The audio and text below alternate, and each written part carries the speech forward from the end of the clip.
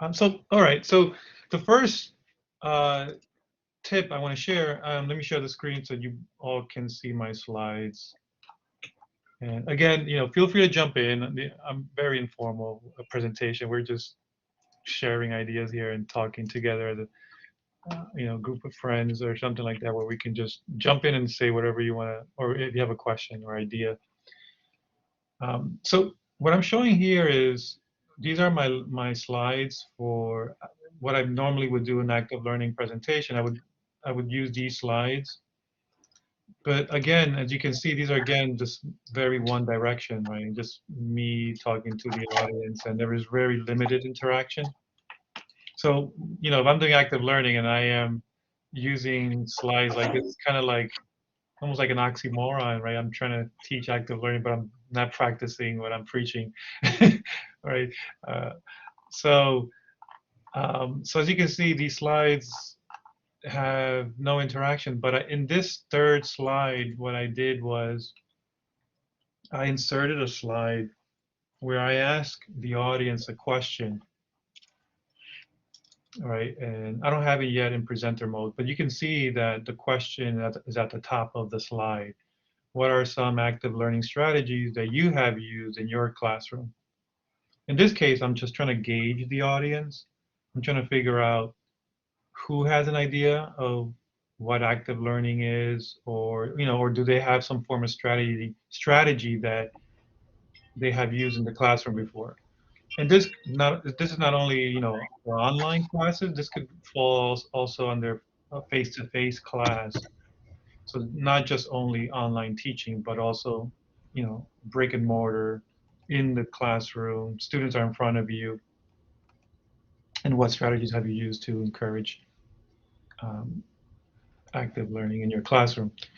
Now, with this poll, the other task, or uh, the other thing I can say I'm accomplishing is one thing which is hard is when you're in the classroom and you're asking students questions just to try to get them engaged. You always will get probably the same students or students, who are participating, and then you might have a large number of students who are shy and who will never participate, even if you try to motivate students by adding participation points. It's very hard sometimes to motivate students because anxiety, they might be nervous, English is not their first language. There's so many variables, being judged. All these things come to mind as a student in the classroom. And so that's the first obstacle, how to overcome that fear, and how to get those students to participate without overcoming all those fears that we mentioned, all those obstacles. So with this tool, Poll Everywhere, what I've done is I have anonymized the response so that when students participate, everything is anonymized, right? So you're getting students who are answering questions, submitting responses, and you're getting almost 99% participation of the whole class. Where otherwise you would probably get one or two students, or the same students every time, just raising their hands, to some point where you have to pick on students because you keep getting the same people willing to participate. So by anonymizing the responses from students reduces the tension, the anxiety, and allows for what we call universal design, where you design your lecture for the whole class. Everyone has an opportunity to participate. And so this is something that you can do easily for your classroom. It's it is a paid tool, but with the free version, you get more than enough, right? You can let me go to the website here so I can show you where that is. You can even Google search poll everywhere, and you can see that the first um, website at the top of the search, you'll have www.polleverywhere.com. And so it's much more of a Socratic approach, right? Everyone gets a vote, everyone participates. You can anonymize the answers, and there's many different templates to choose from. So let me show you real quick what I've done with my presentation. So, before I jump on the next part, is there any questions so far about using Poll Everywhere as a way to um, uh, interact or engage with your class?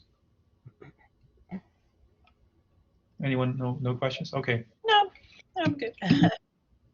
Oh, okay, great. Now, as you can see, I'm using it right now. I'm using it with Google Slides. So if you're a Google Slide person, you can easily go to um, the what is it, the Play Store, and then download the extension to Chrome. But if you're a Microsoft Word, Microsoft PowerPoint person, you can do the same on PowerPoint. Let me just show you. Let me open up PowerPoint. Even though it takes a few minutes for it to open on my computer, I'll just open it for now, and then I'll jump on it once it opens.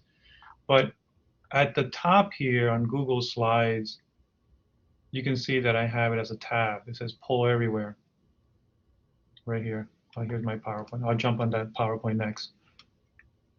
But here, as you can see, Poll Everywhere is right here. So let's say that I wanted to add some interaction for this lecture, for this slide deck. I simply click on Poll Everywhere at the top, and I can insert an activity, or I can create a new activity. So what begins to happen is that after several times using Poll Everywhere, you're building a library of interactive questions that you can then import to any of your presentations at any moment. Right, so let me create a new activity. Oh, I think I have a question. Oh, Patricia, hi. Jose, you have inserted the Poll Everywhere tab, or is that within Blackboard? So it's not in Blackboard. So let me show you, Patricia, how to get access to the Poll Everywhere.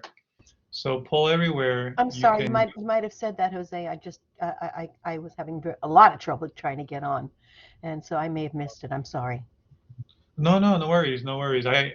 It's a great question. Let me show you exactly where you can go to get the extension. I usually like to Google it, although you can find it from Google Play. No, oops, I went to the wrong one. Oops, sorry. Let me come back here. I'll get you that link right now. 1 second.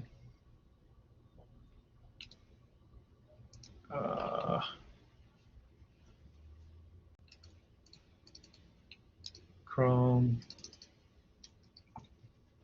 I always forget the address. Oh, here it is. So it's chrome.google.com, and that's the Chrome web store. And this is where you can find extensions. Extensions are these small little applications that can be added to anything that's Google related. Like it could be Chrome, it could be for Google Docs, Google Slides, anything related to Google. These extensions will add extra functionality to that application. And so if there's anything that you're looking for, you can just go to chrome.google.com and you can search the store. And a lot of these applications are free. So think of it as like Lego blocks, right? And since, let's say you already have a Lego car, but the Lego car doesn't have, let's say, wings. And so with the extensions, Now you can add wings to the car, the Lego car, and the Lego car can fly. So that's the analogy of the Chrome Web Store, right? It lets you add extra functionalities to even Google Gmail, right? If you want to add an extra functionality to your Gmail, you can search here and add that feature or that application. So in this case, we're looking for poll everywhere. Does that answer your question, Yeah, yeah. Patricia? Thank Perfect. you. Great. Thanks for asking. I missed that part. So in this case, I'm going to the search engine at the top left corner, and I'm typing in poll everywhere. And it's the first one at the top. Since I already have it on my computer, it says added. But for you, you might, if you don't have it, it will say add to, it has a little button here that would say add, right? And then you can add it to, you know, to your Chrome. So let me see, since I don't have this one, you see how it says add to Chrome? And that's how you would add the extension to then your Google Slides. All right, and so now this will And add, that automatically gets popped up on the navigation bar there. yes, then when you open up Google Slides, you'll notice it here. It will, once you once you've added Poll Everywhere, next time that you open up Google Slides, then you'll see it here at the top. And that's Google Slides in that same place we find the calendar. Correct. Google Slide, yes. So Google Slide, you go to your, I like to go to my Gmail, then I go to the 9 little dots, and then you will find Google Slides Is there any other here. way of doing that without going to your Gmail at times when it's the Gmail's not working? Yes, I think you can go, I think you can actually just type in Google Slides on the Oh, address, oh, that would address be too bar. easy. I think you can go that way too. Yes, Google Slides. And you can also bookmark this if you want. So I don't know if you caught that the beginning, Patricia. We were talking about how you know how most professors like to use slides to present the lectures, and most of the times it's a one-way, one-way direction, where there's a teacher just talking to students and lecturing for maybe an hour to 2 hours with very limited interaction. And this is where then Poll Everywhere can come in, and then you can gauge your students by asking them questions, not only in an online class, but this could be done in a face-to-face class. And so we can test this now. This slide that I just added. Let me create a new one so I can show you So, all here. Jose, just as a Sure. carte blanche, I have 4 different online different configurations, but I have to manually do it for each one of them. There's no way of doing it globally. If they're all different classes and the Well, they're questions all are all, online in one way. They're all through Blackboard. oh, I see. But if the questions are all the same, the questions is it the same questions you're asking all 4 sections No, of but it? just to put the tab for Poll Everywhere, is there any way Mhm. of doing that globally? So if that one presentation, that slide deck for that, if you're using the same slides for all 4, you only have to do it one time. But if each slide presentation is different for every class, yes, you will have to then enter these I polls. wasn't even thinking of the slides. I was just thinking of to get that Poll Everywhere into the navigation bar. I'd have to do it manually for each course. Well, poll everywhere, you insert it into slides. Um, Okay. All right. yeah, you have to enter the question and put it into your presentation slides. And so this is how you kind of engage with your audience as you are presenting or lecturing to your class. These are questions then that you would ask your students. Um, and And one thing we talked about is anonymizing, right? Because a lot of times when we ask questions to students, they tend to either, you always will get the same students always, same students raising their hands. But using poll everywhere, you kind of allow everyone to participate in the class by But then, anonymizing. conversely, you won't know who has participated and who you have to encourage some more. So right. So that's up to you to decide, right? You can decide to make it anonymous and say to your students, based on the type of question that you're asking, if it's a type of question that it could be a question that student might be shy to answer, you might anonymize that question. And then if there's a question that is more of you're testing to see if they understand the lecture before we move on to the next topic. And then so in that case, you want to know if you don't want to anonymize that type of question, then you won't and say to the class, well, this question is not anonymous. I'm trying to figure out who's having difficulty understanding. So then, you can decide which questions you want to anonymize and which you don't, right? Hmm. Um, and so I just want to create one quick question just to show you the steps on how to create an interactive um, slide. So in this case, I'm going to insert that interactive between slide 1 and slide 2. So I'm going to go here real quick and go to poll everywhere. And for the time, for the limited time we have today, if you're having trouble installing poll everywhere or the extension, just let me know. I'll be happy to help you install poll everywhere to your computer, to your Chrome, Google Slides, sorry, to Google Slides. So here we go. So I'm going to create a new activity. So I went to poll everywhere. I clicked on slide number 2 because I Oh, wanted to go between 1 and 2. There's a question? oh, I thought you were going to click on insert. Okay, new. You Well, were clicking new. so if I do insert activity, when I do insert, it's a pre-made question that I already have. I want to do a new question. Okay. So I'm going to do a new activity. And this is a list of interactive that I've done. This is part of my library of my catalog of interactive questions that I've used in the past and past presentations. So I don't want to pick I don't want to pick an old one. I want to make a new one.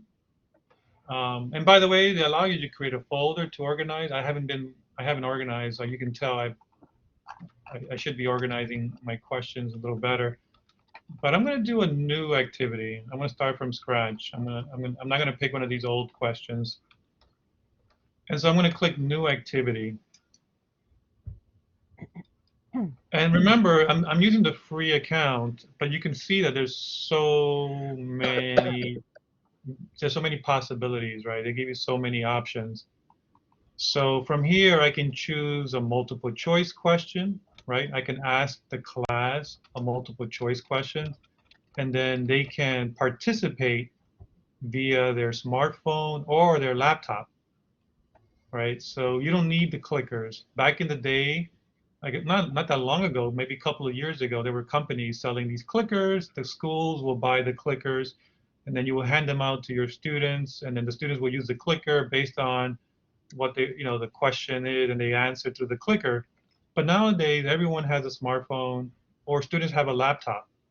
And so what's going to happen is on the slide itself, the link to the question is there. The students click on it or type in the address to the interactive question, and they participate on their phone or on the laptop in real time or asynchronously. If you were to do this on an online course, it would be asynchronously, but if you're doing it in a face-to-face classroom, it would be in real time.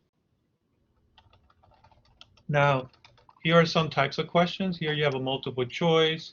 Here's what we call a word cloud. And a word cloud is you visualize words from the audience, comments, questions, and thoughts. So if I were to say, uh, what's what's the first word that comes to your mind? when I say the word pizza, right? And so you might say cheese, you might say tomato sauce, or the crust. You might say New York, Fattening. fattening, right? Not good for you, right? But what's happening is that as the students are submitting their answers, they're populating on the screen in real time. And if the word cheese is mentioned more than, multiple times, the font gets bigger and bigger and bigger because most students are selecting the same word. So in this case, as you can see, coffee, multivitamins, the font gets bigger and bigger as your students are submitting the same answer. So this is a word cloud. These are amazing to use in the classroom. These are a great way to to get a one word response from your students.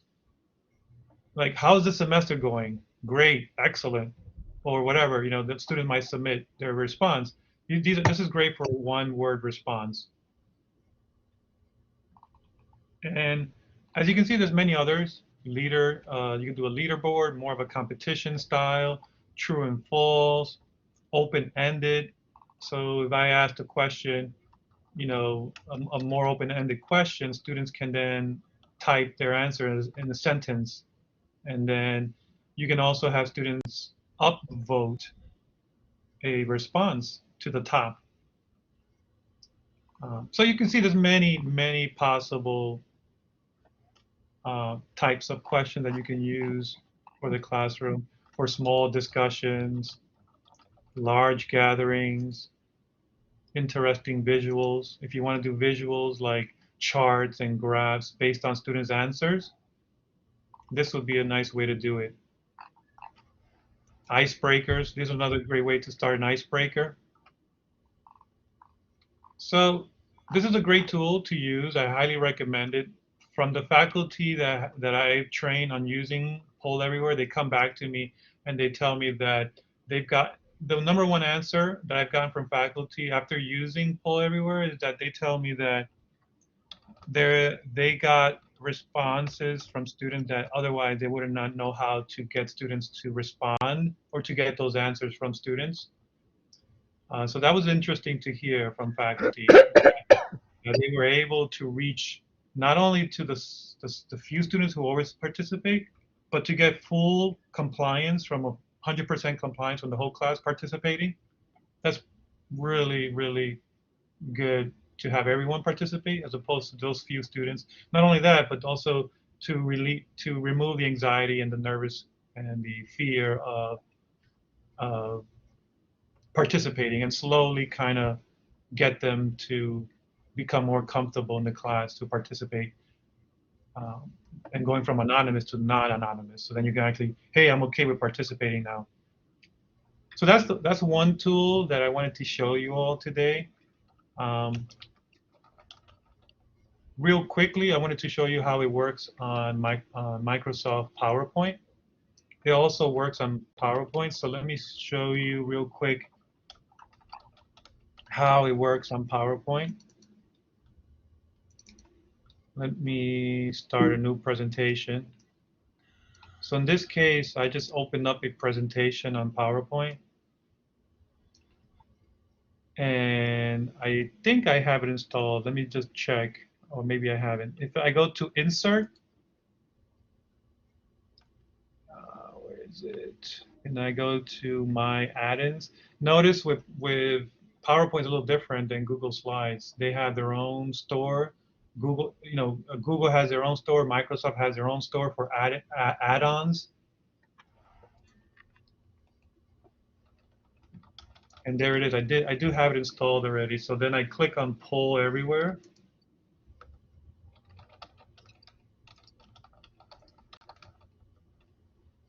And then from here, I have to link it now to my account. So I click on Login. And it should take me to the same page. Oh, I have to log in. So I sign in with my FIT Google account.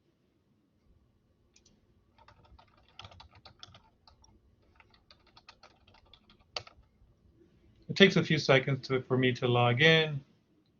And then once it logs you in, it will take you to the same page that we were in. This one over here.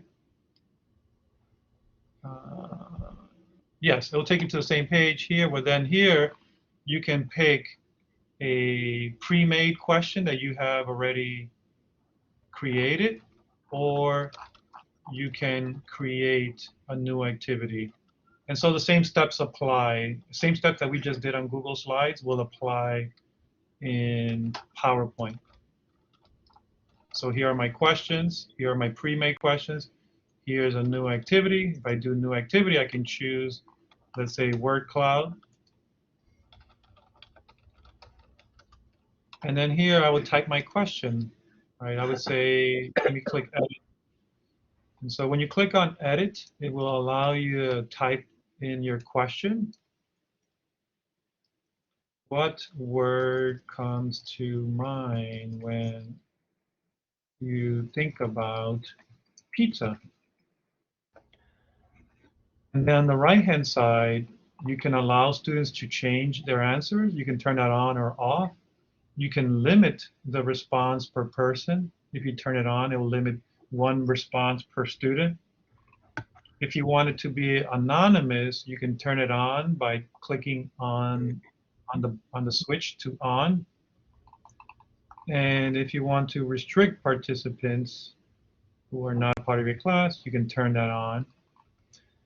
If you want the students to participate via text message, you can turn it on by clicking it here. And now it's on. And once you've done the settings, then just click Save.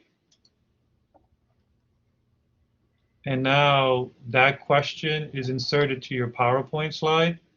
And then the next thing that you have to do is just go to Slideshow, play from the start. And now this slide is active. This interactive is now active. And so you can do this in your face-to-face class with your students in front of you. And then the students can go either on their computers, on their laptops. They go to pollev.com/Jose Diaz 110.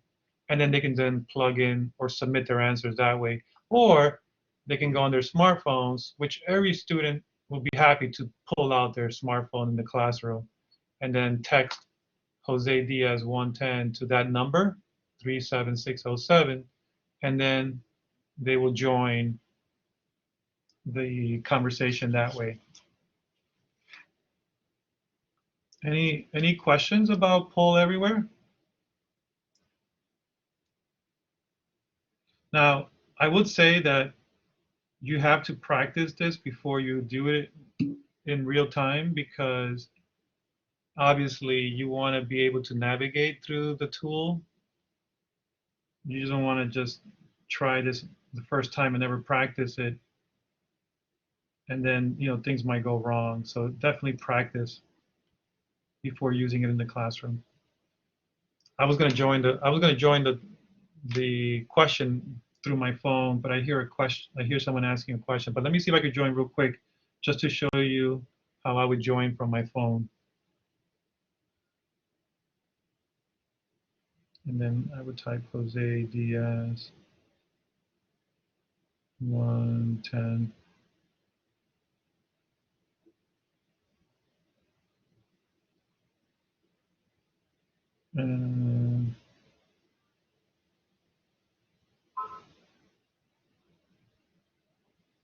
Okay, so there. So from here, then I would type in my response from my phone, do it that way. Let me see. I hear a question. Let me just go back. I'll come back to that 1 second. Oh, how do you practice students' responses if you are by yourself? Yeah, that's a great question, Patrick.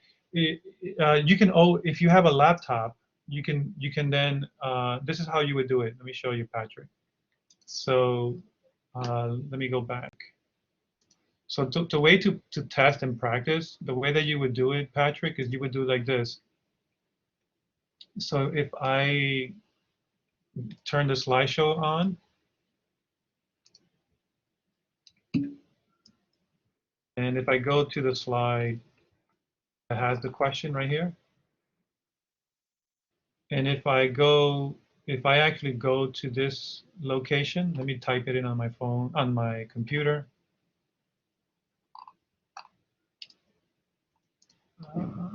It's pulled everywhere. This is how you would do it. You would get this. You will get the address, which is here, pollev.com. Jose, is this session being taped? Yes, it's Okay, being thank you. taped. Thank you. So let me show you how to test it real quick. So then what I do, Patrick, is I go in a new tab, and you just go to that address, pollev.com/Jose110. Now it shows me that I'm participating in that question.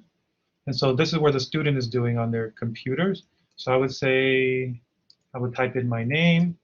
Again, this one's not anonymous, so this one is actually asking the students to type their name. Otherwise, if it's anonymous, it wouldn't ask them for their name. And then you would do continue. And then, so what are some, this is the question, what are some active learning strategies you have used in your classroom? And then the students, and then the student would respond right here and say, I have used poll everywhere in my class. This is how the student, this is how you can test, right? And then you would click submit, right? And now this is where now the students can upvote a response by clicking the thumbs up or thumbs down. Now, if I go back to the slides and if I preview it,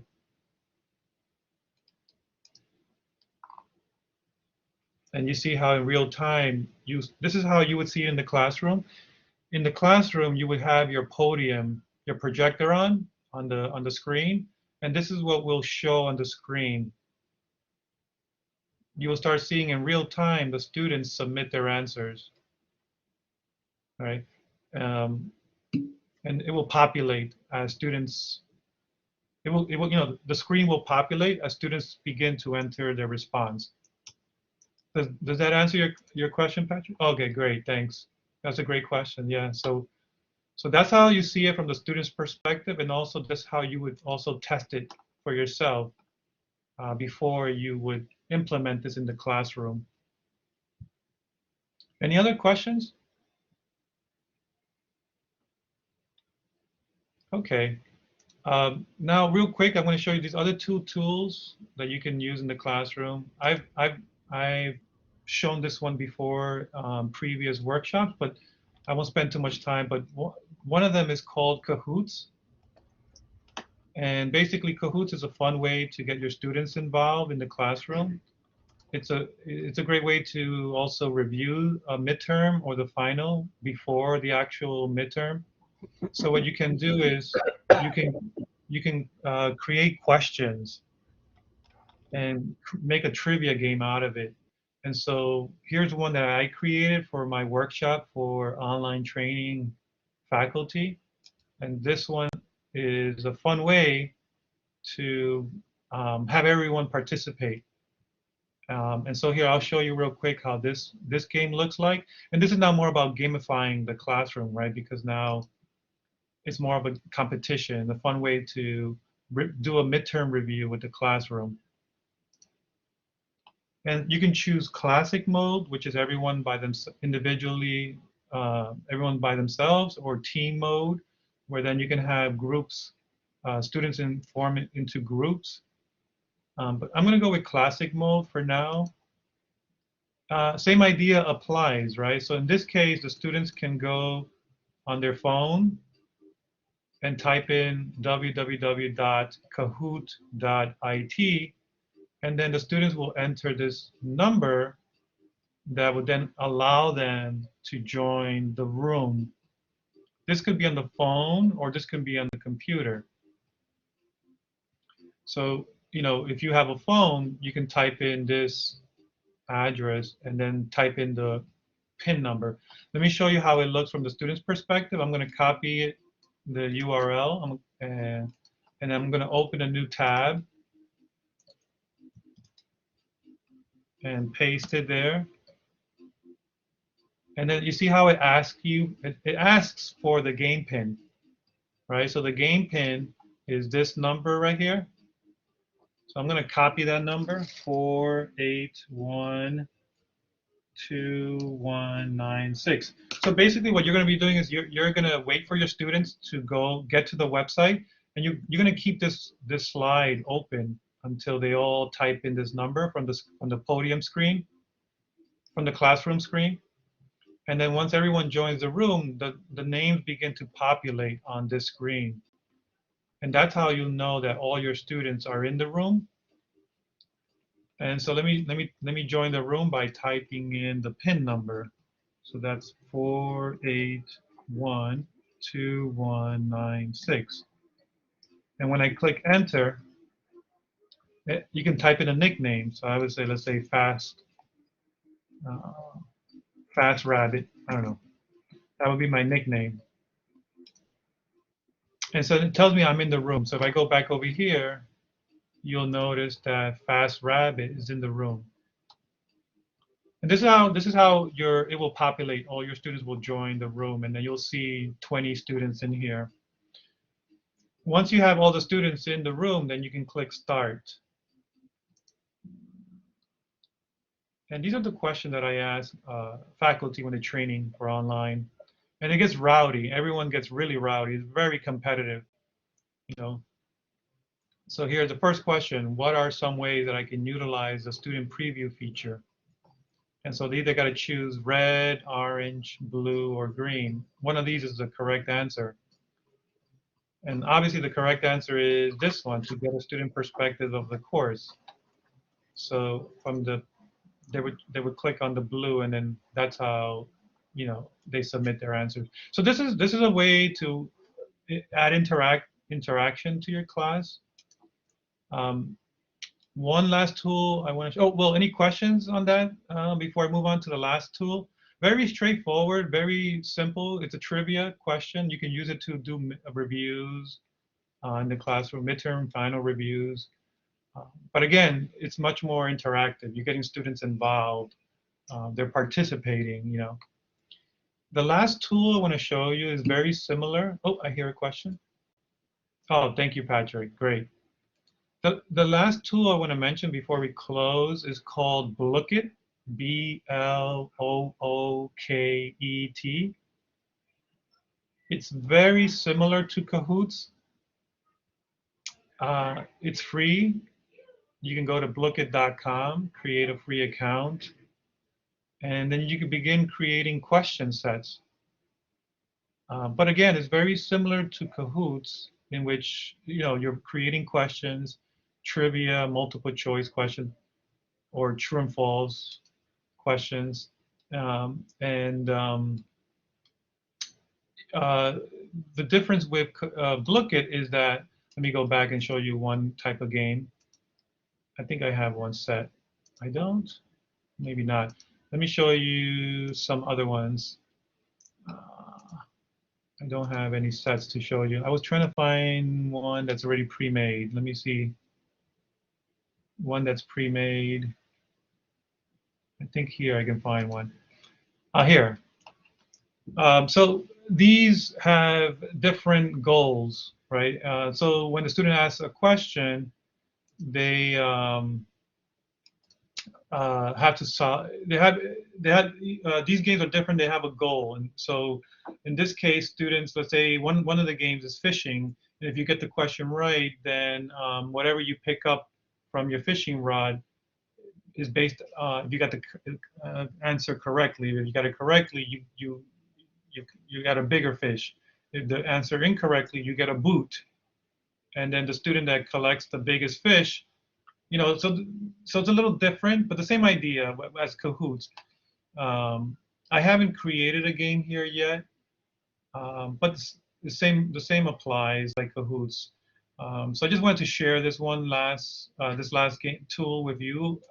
Anyone here, if anyone here creates one, please share it with me. I haven't really dived in Blookit yet that deep, but if you're interested in trying it out, it gives you more options than Kahoots does. as opposed to just doing trivia questions. Blookit will have more options of different types of games. Um, so that covers basically the three tools I wanted to show you today on how to engage your students better, how to create interactive slides so that students to increase participation in the classroom, also to help students overcome um, that fear, anxiety of participating in the classroom. And then we also talked about the universal design approach to get everyone involved in the in the class to get everyone involved in participating, um, as opposed to just having the same two or three students every time, the same three students raising their hands. So that pretty much covers today's workshop. It is being recorded, and I will send a follow-up email with resources and all the links to the tools that we covered today, along with my active learning slide presentation, which covers much more of the theories behind active learning. I didn't want to bore you all with the theories of behind the scenes of the theory of active learning, and so I just have the slides. So I'll send these over to you if you're interested in reading these slides, and then I will include the links to the tools that we talked about in that email. Also, um, if you haven't, please subscribe to our YouTube channel because that's where we post all the videos. And so if you miss a workshop and you want to go back and watch it, you can find them in our YouTube channel. And if you subscribe to the YouTube channel, you also get alerted. You get alerts and notifications when we add new videos um, to our channel. And so I will include the link to the YouTube channel on the email so you can subscribe if you want to subscribe to the channel. Okay, so any questions before we close? Thank you, Patrick. Thank you for coming by, Patrick. Appreciate it. Thanks so much, Jose. Thanks for the reminders. I never used the third one, so we'll check it out. Blookit. Blookit. Yeah, Excellent. check it out. Let me know how it works out. If you have success stories, please share them. We like to share with everyone. Or even failures. Even failures. Hey, it's all learning. Pretty much, and then you see what you did wrong as well. Right. Right. Those two work. Yeah. Yeah, we all learn from each other. Yeah. Thank Okay. you. I'm going to run to Ciao. class. Thanks so always. much. Grazie. Thank you. Bye-bye. Bye-bye.